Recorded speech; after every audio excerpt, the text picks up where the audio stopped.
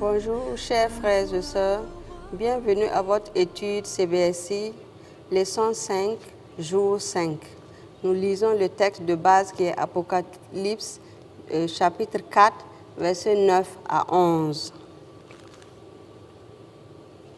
Les 4 êtres vivants ont chacun 6 ailes et ils sont remplis Dieu tout autour et au-dedans.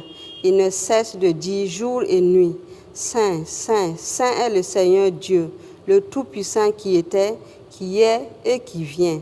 Quand les êtres vivants rendent gloire et honneur et action de grâce à celui qui est assis sur le trône, à celui qui vit au siècle des siècles, les 24 vieillards se prosternent devant celui qui est assis sur le trône et ils adorent celui qui vit au siècle des siècles et ils jettent leur couronne devant le trône en disant « Tu es digne, notre Seigneur et notre Dieu, de recevoir la gloire et l'honneur et la puissance, car tu as créé toutes choses et c'est par ta volonté qu'elles existent et qu'elles ont été créées. Amen. » Voilà. Le titre de notre étude, c'est « Les 4 êtres vivants ». Cela comporte 4 questions.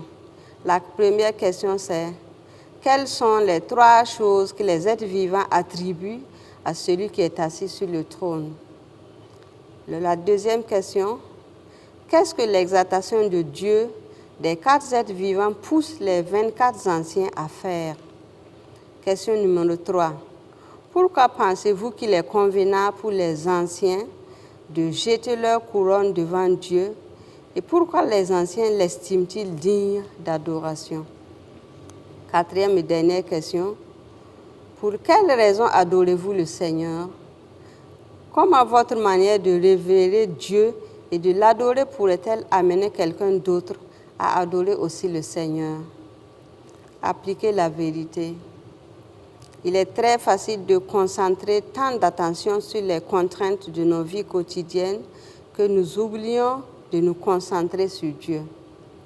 Chaque jour de cette semaine, prenez quelques minutes pour méditer sur l'image de la salle du trône de Dieu que vous êtes en train d'étudier dans cette leçon.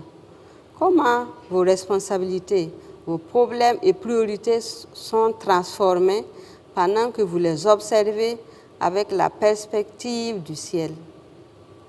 Comment le fait de regarder à Jésus peut-elle affecter votre manière de prier pour ces choses et votre manière de répondre à ces choses? Préparez-vous pour partager cela au sein de votre petit groupe. Bonne étude à chacun et que Dieu nous bénisse tous. Amen.